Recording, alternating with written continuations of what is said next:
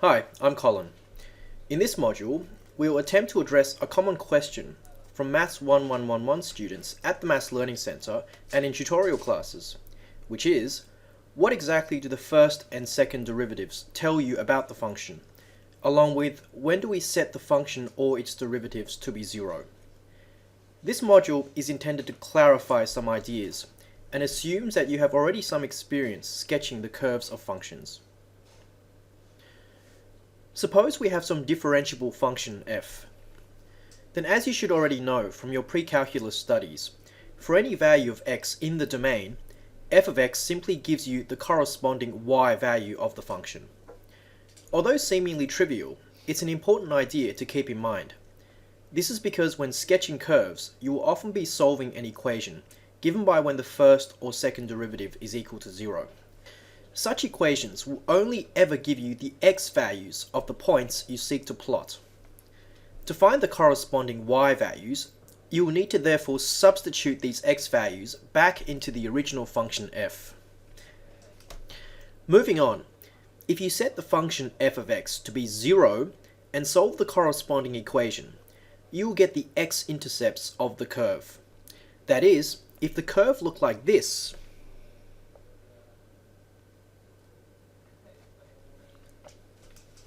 then solving the equation f equals 0 will give you the x values of the following points. This is because by setting f of x to be 0, you're really setting the y value to be 0.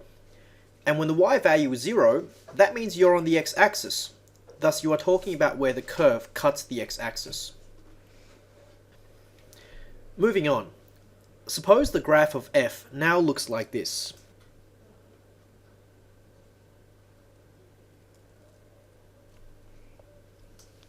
If you differentiate the original function, you get its derivative f dash, commonly called the first derivative.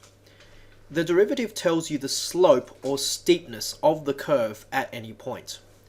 Specifically, it tells you the slope of the tangent line to the curve at the point. This ultimately tells you how quickly y is changing with respect to x at the point, which is why the notion of rate of change is associated with the derivative. For example, if the graph is very steep at a point,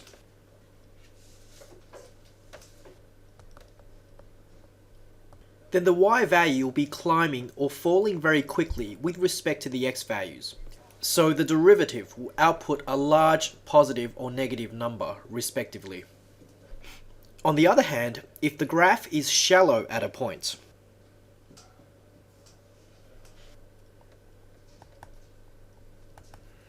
then the y value will not be climbing or falling very quickly with respect to the x value, so the derivative would output smaller positive or negative values, respectively.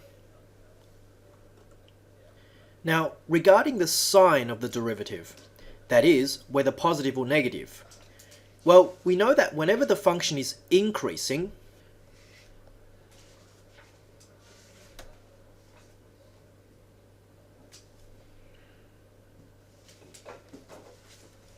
the slopes of the tangent lines there would be positive.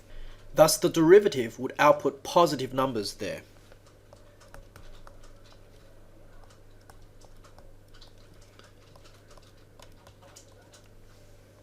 And whenever the function is decreasing, the slopes of the tangent lines there will be negative.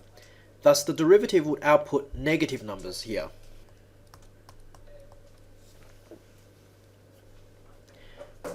Importantly, at these points where the slope is 0,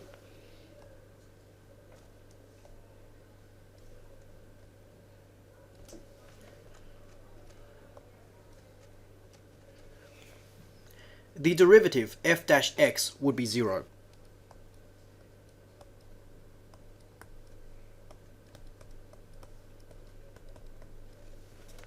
These are called the stationary points of the function f.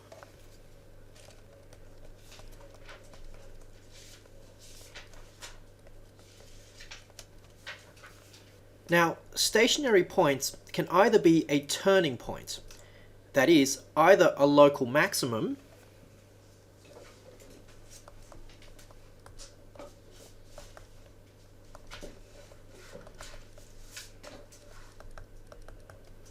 or a local minimum.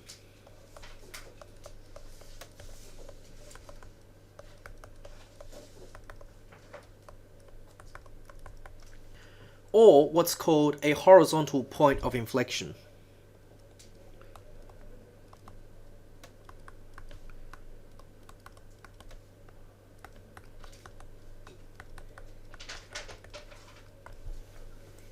Turning points are one of the crucial features to look for whenever you're doing graph sketching. Thus, the procedure of solving the derivative being equal to 0 will become a regular routine as you gain experience in graph sketching. Now, it's important to note that solving the derivative is equal to 0 to find all the stationary points does not automatically tell you what type of point it is. To classify them into either local maximums, minimums, or a point of inflection, you can either use the first derivative sign diagram or the second derivative test if the second derivative is easy to find. And finally, remember that solving the derivative is equal to 0 will only ever give you the x values of the stationary points. You must substitute each x value back into the original function f to find the corresponding y values. Otherwise, you will not be able to plot the points on your graph. Moving on. Suppose the graph of f now looks like this. If you differentiate the first derivative, you get the second derivative, f double dash. The second derivative tells you about the concavity of the function, which intuitively means whether the curve is smiling or frowning at a point. Here, notice that this part of the graph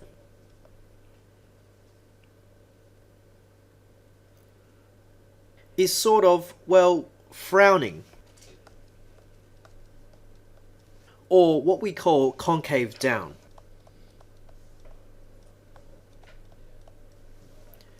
That means the second derivative would output negative values at all of these points.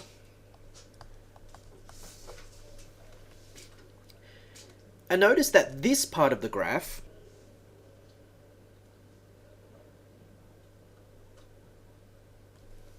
is smiling,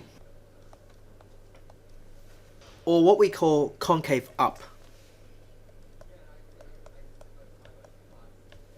This means the second derivative would output positive values at all of these points.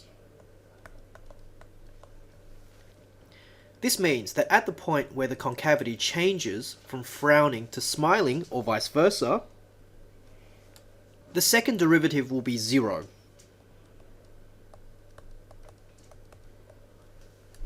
Points where the concavity changes are called inflection points.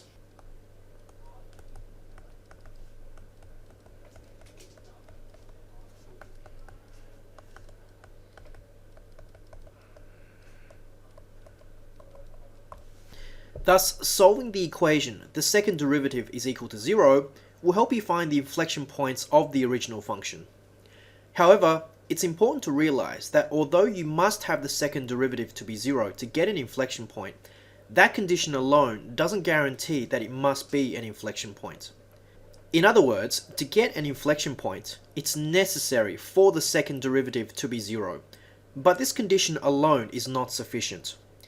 If unsure, you should employ the second derivative sign diagram test to verify whether the point is indeed an inflection point. Alright, to summarize, the original function f outputs the y values of the function. The first derivative tells you the slope of f, and the second derivative tells you the concavity of f. Moreover, setting the function to be 0 gives you the x-intercepts of f. Setting the derivative to be 0 gives you the stationary points, and setting the second derivative to be 0 is necessary to find the inflection points. Alright, I hope you found that useful. See you next time.